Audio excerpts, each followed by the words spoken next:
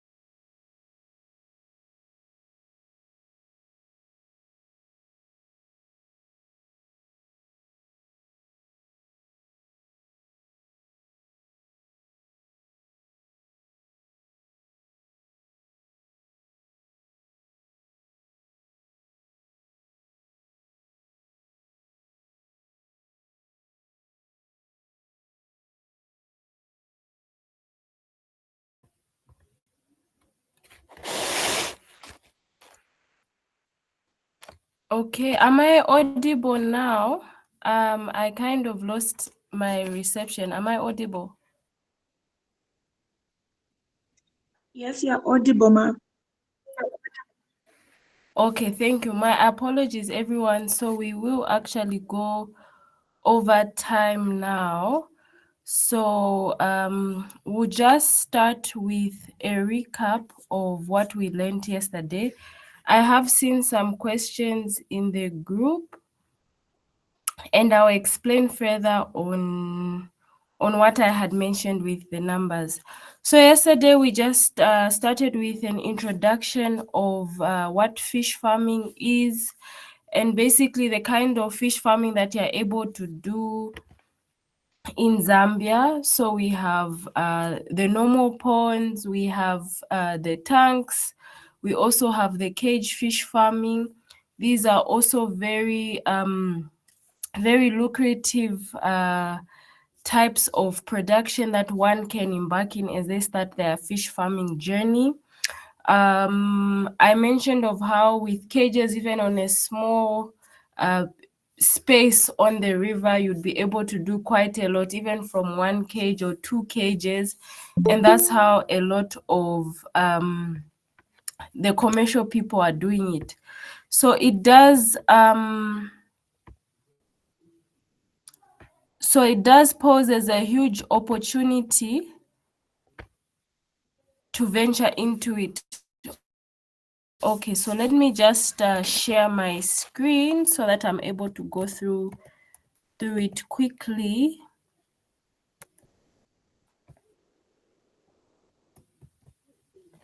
So there are more detailed notes on each of these that we were talking about yesterday. So yes, fish farming is good business, especially if you have your numbers right, you have the right market, it will work very well for you. So we talked of how you have fish that breed in the mouth, other fish, for example, the Niloticus doesn't do breeding from the mouth. So you find that you can easily do egg collecting, and then you can start a hatchery if you want to go into fingerlings, which is also very good business. So for fingerlings, especially if you have very limited space, you can come up with a hatchery and just have even 2 small ponds for breeding purposes. So that is a line that you can also look into it, so that you're not just limited to keeping of your fish.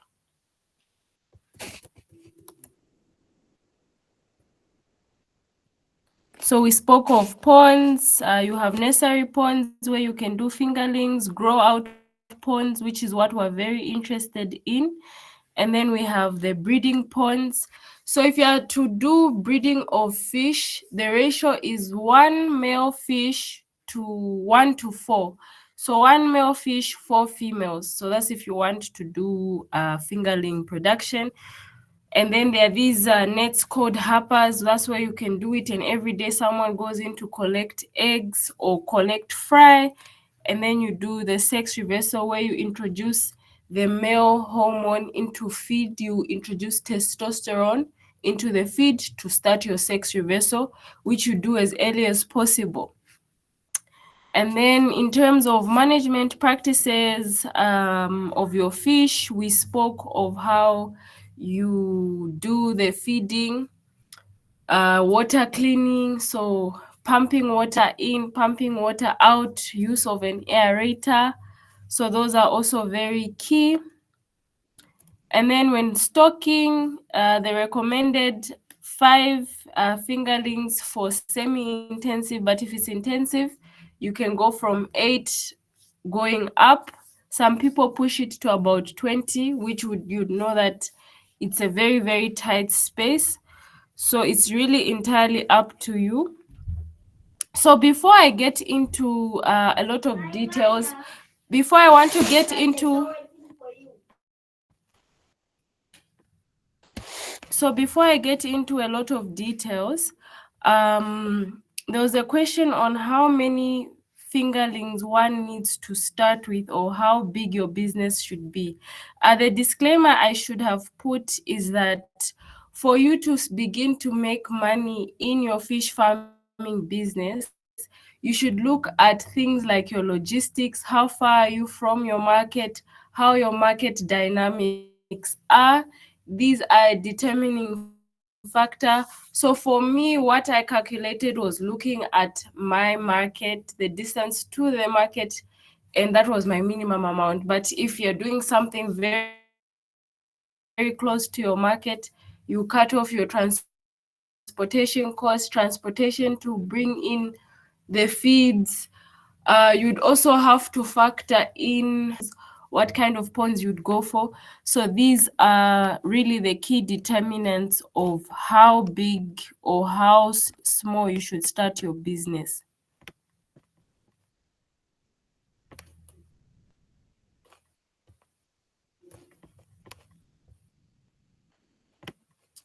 Sorry, let me just get back to where we were.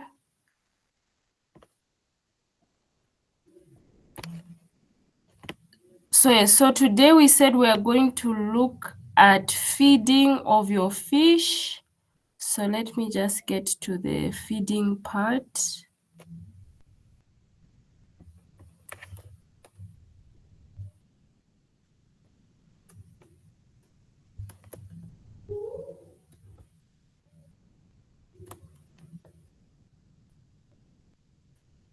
Okay.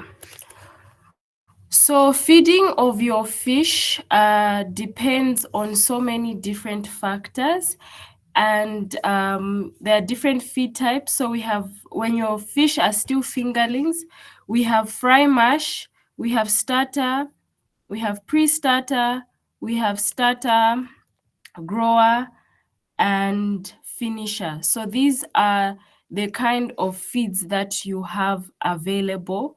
So with feeding, it goes with how big your fish is. So you need to have a scale.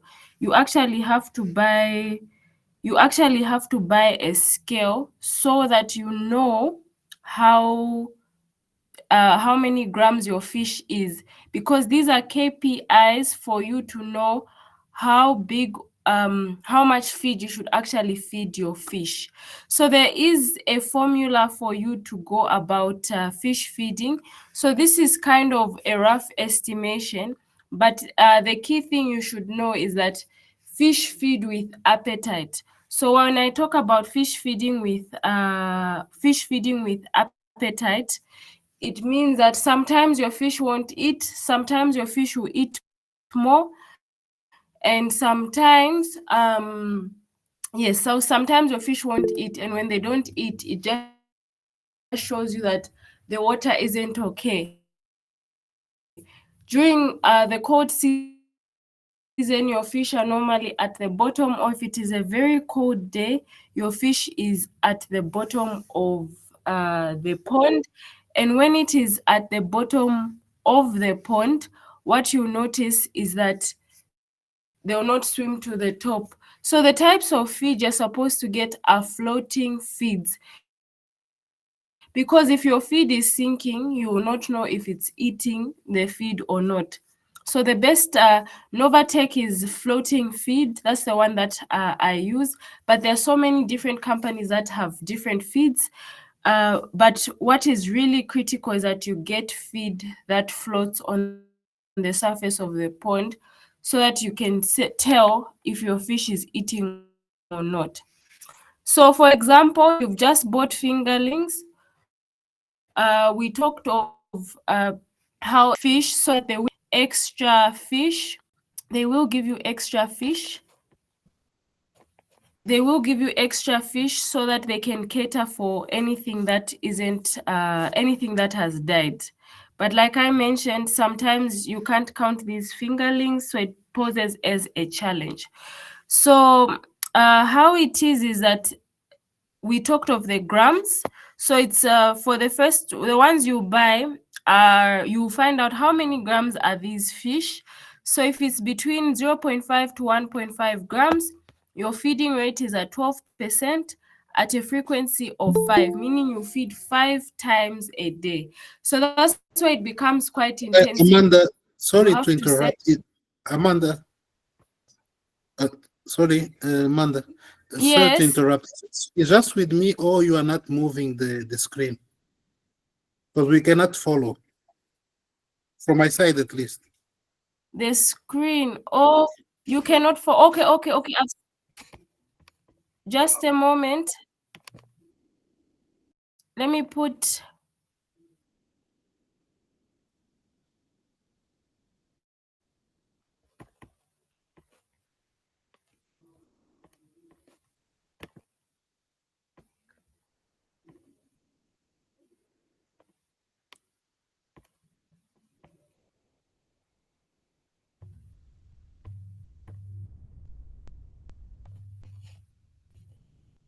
Okay, this is the correct one now. So here's,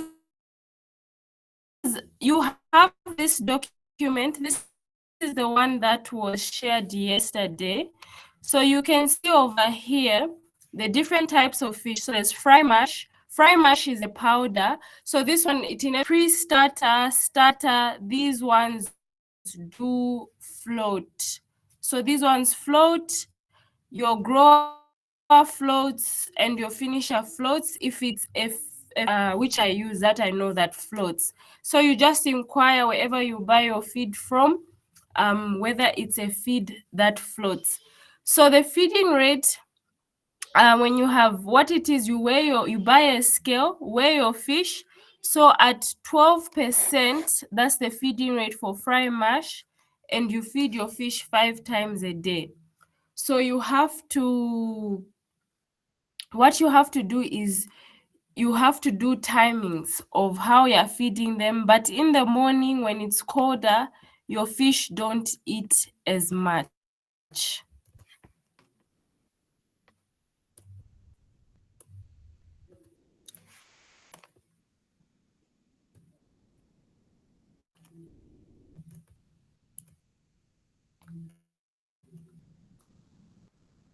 So feeding is one of the most important parts of fish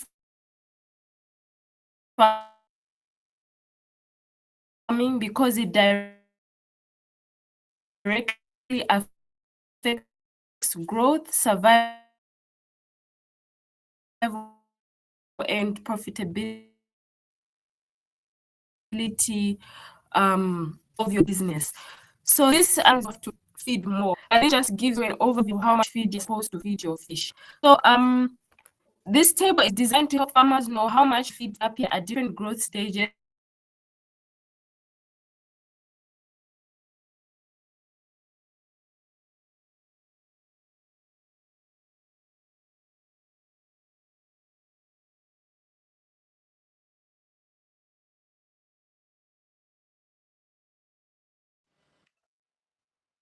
Hello, I can't hear you, Amanda. You're breaking, or it's just my network?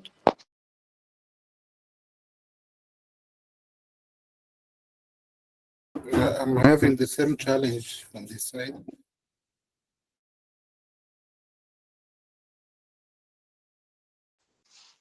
I'm sure it is just a network because even me, I can hardly hear you.